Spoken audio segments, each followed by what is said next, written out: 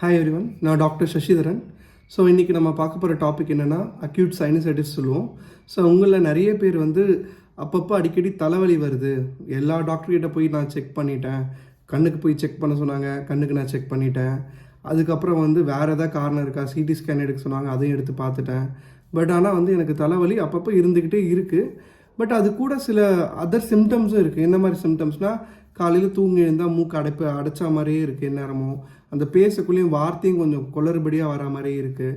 So அது ஒரு விஷயம். அதுக்கப்புறம் வந்து தூங்கி எழுந்தோடனே காலையில் தான் ரொம்ப அதிகமாக இந்த இடம் மட்டும் தலைவலி ரொம்ப அதிகமாக இருக்குது சார். ஆனால் போக போக வேலை செய்ய செய்ய தலைவலி கொஞ்சம் இம்ப்ரூவ்மெண்ட் ஆகுது. பட் ஆனால் எனக்கு இது ரெகுலராக இருந்துகிட்ருக்கு. நிறைய டாக்டரை போய் நான் பார்த்துட்டேன். பட் எனக்கு கரெக்டான ட்ரீட்மெண்ட்டே கிடைக்க மாட்டேங்குதுன்னா உங்களுக்கு சைனசைட்டிஸ்ன்னு சொல்கிற ஏதோ ஒரு பிரச்சனை இருக்கிறதுக்கான சான்ஸ் ரொம்ப ரொம்ப அதிகமாக இருக்குது. ஓகேங்களா? ஸோ அதுக்கான சிம்டம்ஸ்லாம் என்ன சார்? சைனசைட்டிஸ்னு ஒரு புதுசாக ஒரு வார்த்தை சொல்கிறீங்க, எங்களுக்கு இது புதுசாக இருக்குது கேட்க. பட் இதுக்கு எப்படி சார் நாங்கள் தெரிஞ்சுக்கிறது, எங்களுக்கு சைனசைட்டிஸ் இருக்கா, என்னென்ன சிம்டம்ஸ் எங்களுக்கு இருக்கும் அப்படின்னு நீங்கள் கேட்டிங்கன்னா, நான் சொன்ன மாதிரியே தான், தலைவலி உங்களுக்கு அடிக்கடி இருந்துக்கிட்டே இருக்கும். அப்பப்போ ஒரு கடையில் போய் மாத்திரை வாங்கி சாப்பிடுவீங்க, பட் ஆனால் அது ரிலீவே ஆகாது, திருப்பி திருப்பி வந்துக்கிட்டே இருக்கும். நிறைய டாக்டரை பார்த்துருப்பீங்க, சில இடத்துல ஸ்கேன் பண்ணியிருப்பீங்க, பட் அதுக்குன்னு குறிப்பிட்டு ஸ்கேன் எடுத்துருந்தால் பிக்கப் பண்ணியிருக்கலாம். நிறைய இடத்துல தலைக்கு பிரெயினுக்கு மட்டும் ஸ்கேன் பண்ணியிருப்பாங்க, நீங்கள் மிஸ் பண்ணியிருப்பீங்க. ஸோ பட் ஆனால் இதுக்கு ஸ்கேன் தேவையில்லை. ஸோ கிளினிக்கலாகவே நம்ம வந்து இந்த கம்ப்ளைண்ட் நான் சொன்ன மாதிரி ஹெட்டேக், அடிக்கடி தலைவலி இருந்துக்கிட்டே இருக்கும். அதுவும் நீங்கள் சில பொசிஷனில் நல்லா குனிஞ்சு நீங்கள் எழுந்துக்குள்ளே பார்த்தீங்கன்னா அந்த டைமில் மட்டும் உங்களுக்கு இந்த புருவத்து மேலே வந்து வலி ரொம்ப இன்டென்ஸாக வலியும் தலைவலியும் இருக்கும். அப்புறம் தினமும் காலைல எழுந்தவுடனே ஹச் ஹச் அந்த மாதிரி அடுக்கு தும்பல் வந்து நீங்கள் அதிகமாக தும்புகிற பர்சனாக இருப்பீங்க. ஸோ இந்த அடுக்கு தும்பல், தலைவலி, தலை அடிக்கடி பாரமாக இருக்குது, இந்த மாதிரி கம்ப்ளைண்ட்லாம் இருந்ததுன்னா கண்டிப்பாக உங்களுக்கு வந்து சைனசைட்டிஸ் இருக்கிறதுக்கான சான்ஸ் ரொம்ப ரொம்ப அதிகமாக இருக்குது. ஓகேங்களா? சரி சார், நீங்கள் வந்து இந்த சிம்டம்ஸ்லாம் சொல்லிட்டீங்க, எப்படி நாங்கள் வந்து கன்ஃபார்ம் பண்ணுறது? ஸோ நீங்கள் வந்து உங்கள் டாக்டர், பீடியாட்ரிஷனோ, ஜென்ரல் ஃபிசிஷியனோ, இஎன்டி டாக்டரோ, அவங்கள போய் நீங்கள் மீட் பண்ணி நான் சொன்ன அபோவ் சிம்டம்ஸ்லாம் உங்களுக்கு இருக்குதுன்னு சொல்லுங்கள். அதுக்கப்புறம் அவங்க கிளினிக்கில் 2-3 டெஸ்ட்டு பண்ணுவாங்க. மொதல் விஷயம் என்னென்னா, உங்களுக்கு அடிக்கடி இந்த தலைவலியும் ஸ்னீசிங்கும் ரொம்ப அதிக காமனாக இருக்கும். கூட வந்து இந்த அலர்ஜிக் ரெனிட் சொல்லிட்டு இது உங்களுக்கு அசோசியேஷன் இருக்கான்றதையும் அவங்க பார்ப்பாங்க.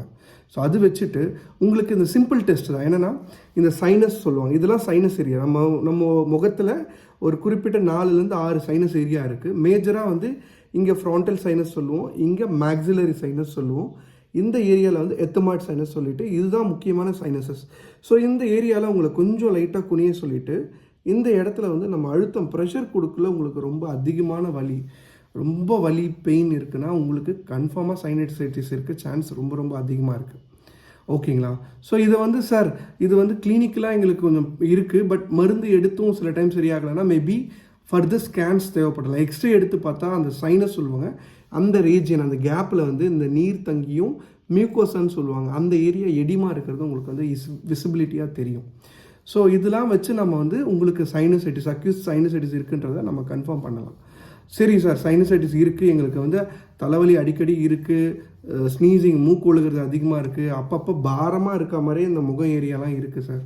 ஸோ எங்களுக்கு சைனசைட்டிஸ் இருக்க சான்ஸ் இருக்குது, நாங்கள் கண்டுபிடிக்கிற வழியை சொல்லிட்டீங்க, ஏன்னா ட்ரீட்மெண்ட் அடுத்து பண்ணலாம் அப்படின்னு நீங்கள் கேட்டிங்கன்னா, ஸோ மெஜாரிட்டி டைம் இந்த சைனசைட்டிஸ் என்னென்னா பாக்டீரியா இன்ஃபெக்ஷன். அதாவது உங்கள் சைனஸ் ஏரியாவில் நீர் அதிகமாக கோத்து அங்கே பாக்டீரியா வந்து அதிகமாக வளரக்குள்ள அது உங்களுக்கு வந்து மைல்டான ஒரு ஃபீவரும் ஹெட்டேக்கும் இந்த பாரமாக இருக்கிற மாதிரி ஒரு ஃபீலிங்கும் கண்டிப்பாக கொடுக்கும்.